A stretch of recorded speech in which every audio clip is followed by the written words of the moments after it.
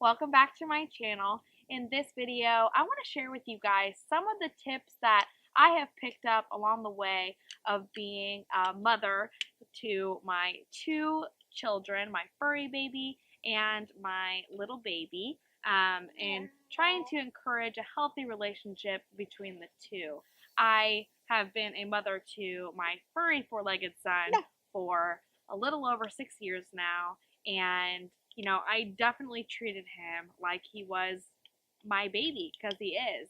And I knew that when I became a mother to a two-legged human baby, that I didn't want Einstein to feel less than or that he's no longer important to me. So there's things that I've learned along the way, and I kind of wanted to share them with you guys. So yeah, guys, these are my 6 tips to trying to help encourage a healthy relationship between your dog and your baby. Tip number 1: if you guys decide to no longer allow your pet on the furniture once your baby arrives, then go ahead and start to implement that before the baby arrives. Like, one of my friends did that, and they started doing that with their pets about 4 months before the baby came along.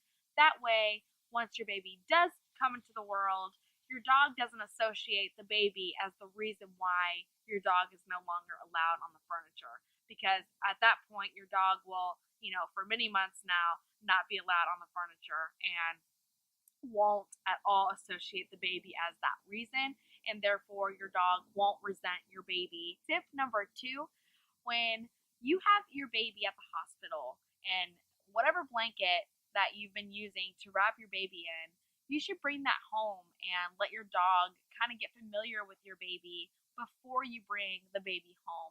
This way, your dog can get, familiar with what your baby's about and the scent, and that way when you do bring your baby home, your dog won't be as excited, as interested in this baby, right away, jumping all over the place and stuff, and therefore it'll be an easier transition into having this baby at your house. We did that with our dog because one of my close friends told me, that she did it with her baby, and that it worked out, really, really great. And so I did that with Einstein, and it was a really good decision.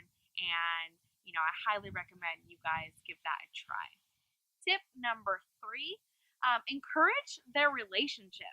So every time that Einstein and Adriana are around each other, I make sure that, Einstein knows it's a really good thing to be around the baby. That, if he's really sweet with her, like, I praise him and I tell him he's being a really good boy, and I'm, and giving him treats and everything that is a positive reinforcement. I do that and I also make Adriana feel like it's a great thing that she's being real sweet with Einstein, and that way, they don't associate each other as these as enemies or anything like that. Like, it's a healthy relationship and that they should love each other. Tip number 4 is every single time that your baby and your dog are interacting, make sure that you are there. With Adriana, and I know probably most babies, they don't know how to be nice. At least with our baby, her favorite thing to do, or it was to pull Einstein's ears. Unfortunately, Einstein is a very sweet dog, and so he doesn't do anything but cry.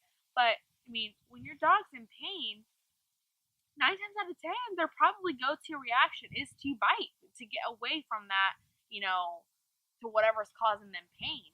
And if it's your baby, then something really bad could happen, like them biting them or whatnot. So I just encourage that to always be around your baby and your dog. And if you can't be around for whatever reason, then remove one of them from the situation, because you do not want anything bad to happen to your baby or your dog for that matter. Tip number 5 is to make sure that you give your dog some special one-on-one attention with you.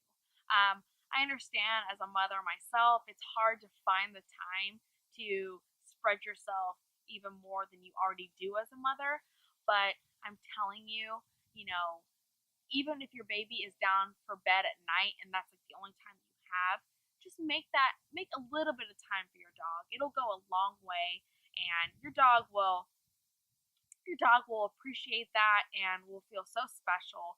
And with Einstein, I always do that. Once Adrienne is down for bed and I'm laying on the couch, from a long day, I just have Einstein come up there with me and we snuggle together. And in bed, because he's allowed to sleep in our bed with us, I still allow him to sleep in the bed with us now that she's around, because I don't want him to feel any different. I don't want him to feel less than. Like, I still want him to feel included. And, having that special time with just your dog, like it used to be before you had the baby, is something that, your dog will be so, so happy with. So I really encourage you guys find just a little bit of time out of your day to, make it all about your dog. Okay, guys, and my last tip, which is tip number 6, is to have separate toys for your dog and your baby. We made it a point to never allow the two to play with each other's toys. That way there's no competition over them. If your baby is over there playing with your dog's toys, your dog might get aggressive with her or him because, that's their toy.